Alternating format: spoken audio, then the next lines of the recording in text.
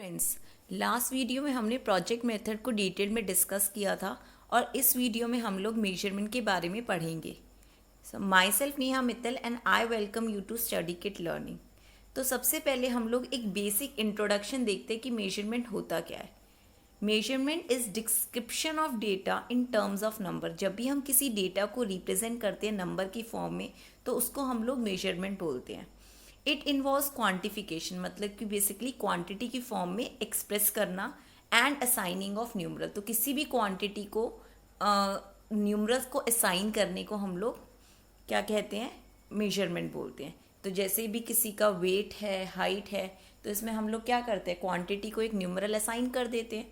तो ये हमारा क्या हो गया, मेजरमेंट हो गया।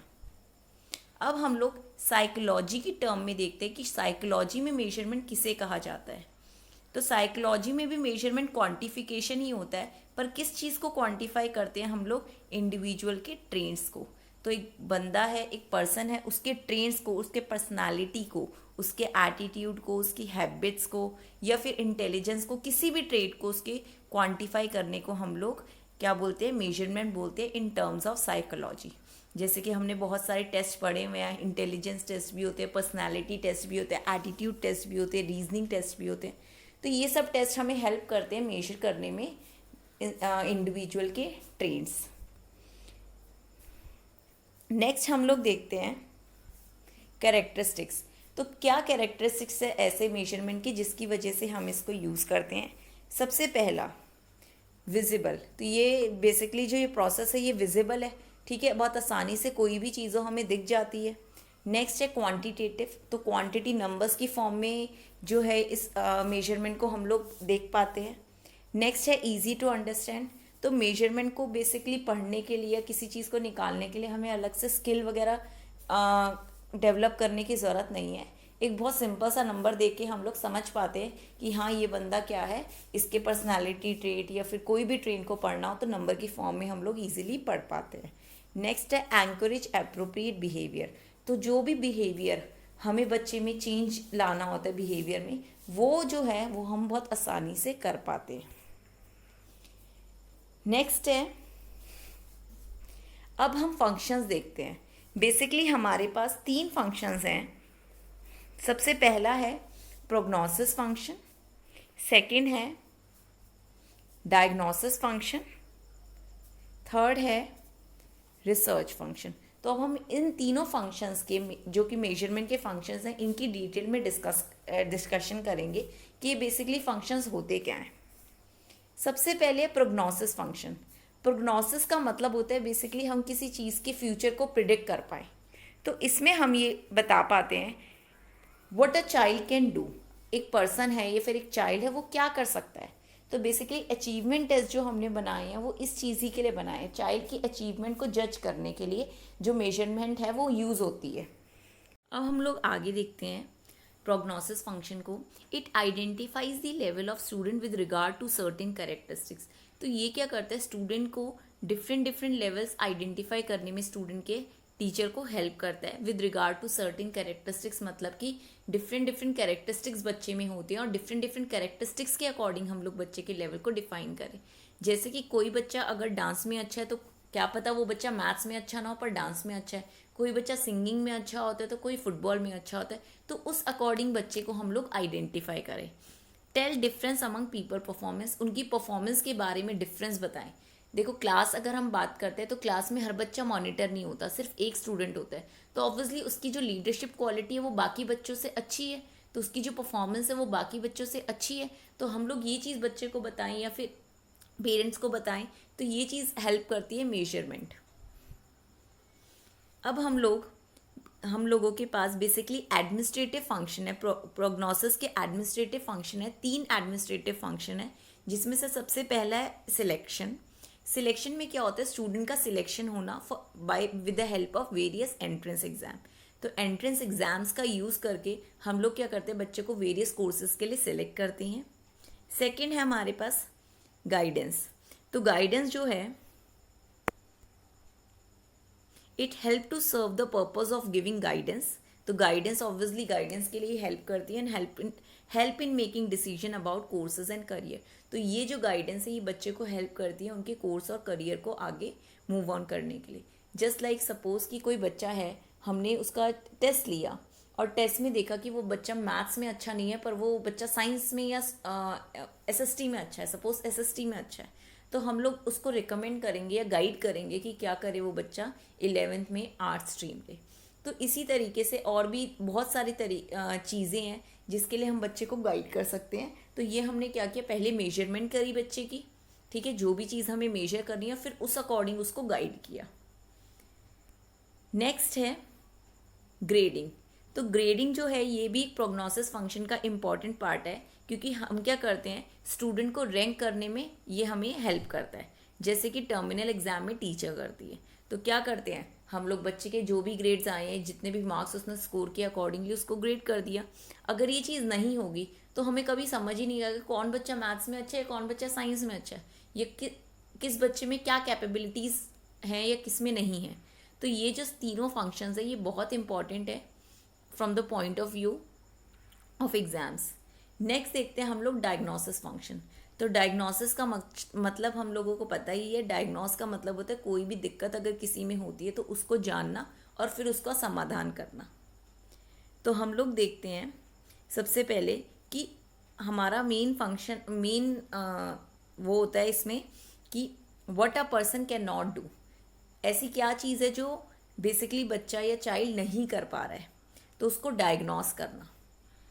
जैसे कि हम लोग अगर एक सिंपल सी बात करें तो हम लोग अगर डॉक्टर के पास जाते हैं और हमारी अगर तबीयत ख़राब होती है तो डॉक्टर क्या करता है, स्टेथोस्कोप से या फिर थर्मोमीटर से डायग्नोस करता है हम लोगों को और हमें जो प्रॉब्लम होती है वो बताता है। तो साइकोलॉजी में क्या होता है, अगर किसी बच्चे में कोई प्रॉब्लम है, किसी ट्रेन में कोई प्रॉब्लम है उसकी, या कोई चीज़ उसको समझ नहीं आ रही है, तो हम लोग उसको मेजर करते हैं। पर वो जो मेजर का तरीका होता है वो थोड़ा डिफरेंट होता है, वो टेस्ट के अकॉर्डिंग होता है, कार्ड्स दिखाए जाते हैं बच्चों को या अलग अलग तरीके से बच्चे को ऑब्जर्व किया जाता है। तो वही चीज़ यहाँ पे है। सबसे पहले it identifies the weakness of learning. तो जो भी वीकनेस बच्चे में आ रही है, जो भी चीज़ दिक्कत जिस आ रही है वो चीज़ को आइडेंटिफाई करना और फिर उस अकॉर्डिंग मटेरियल जो है प्रिपेयर करना, जिससे कि बच्चे में जो प्रॉब्लम बच्चे को आ रही थी वो हट जाए। तो ये मेन फंक्शन है डायग्नोसिस का। तो हम लोग सबसे पहले मेजर करते हैं।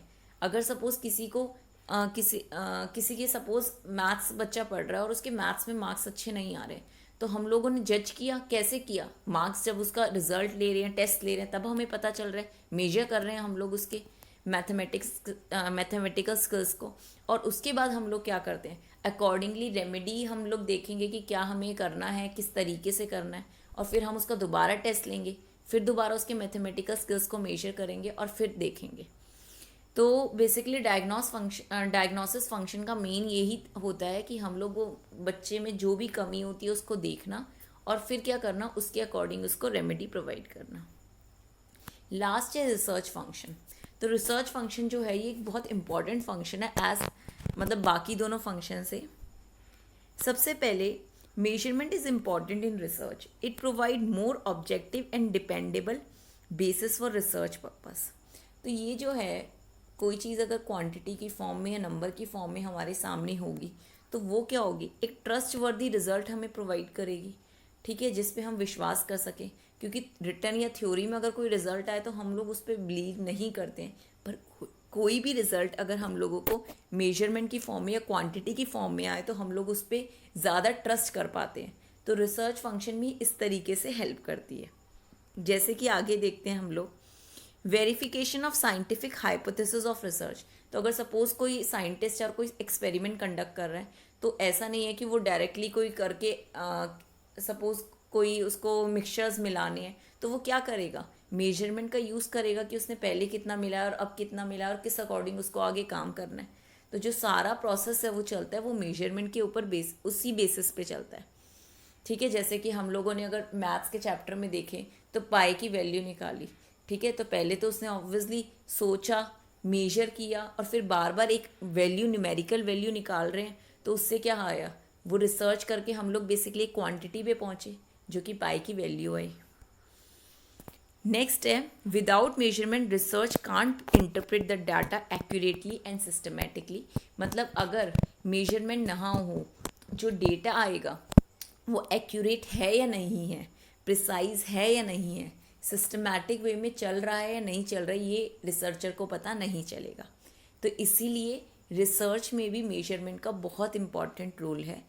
कोई भी रिसर्च बिना मेजरमेंट के नहीं हो सकती, चाहे वो साइंटिफिक हो, चाहे वो मैथमेटिकल हो, या किसी भी तरीके की रिसर्च हो, एस्ट्रोनॉमिकल रिसर्च हो या कोई भी और हो, हम लोगों को बेसिकली मेजरमेंट का यूज़ करना ही पड़ेगा। नेक्स्ट हम लोग थोड़ा सा और देखते हैं कि कंपनीज में भी इस रिसर्च मेथड को बहुत यूज़ किया जाता है, इस फंक्शन को। सपोज कंपनी में बहुत सारे एम्प्लॉयज़ हैं, अब हर एम्प्लॉय किस तरीके से काम कर रहा है। ऑब्वियसली अगर किसी कंपनी में 2 या 5,000 एम्प्लॉयज़ हैं तो बॉस हर पे नज़र नहीं रख सकता, पर उनका काम, उनकी ऑनेस्टी, उनकी इंटीग्रिटी के अकॉर्डिंग उनको काम भी दिया जाता है और उनके प्रमोशंस भी होते हैं। तो ये जो तरीके होते हैं ये मेजर किए जाते हैं टाइम टू टाइम। लेकिन ऐसा नहीं है कि कोई मेजर करने आ रहा है, उनकी पर्सनालिटी, उनकी ऑनेस्टी, उनका डिसिप्लिन, ये सारी चीज़ें बेसिकली मेजर होती हैं। ठीक है, जैसे सपोज़ अगर हम किसी के डिसिप्लिन को मेजर करने का देखें तो हम लोग क्या करेंगे कि कितने लोग टाइमली आ रहे हैं और टाइमली ही ऑफिस से जा रहे हैं, इन बिटवीन कोई कट नहीं करते।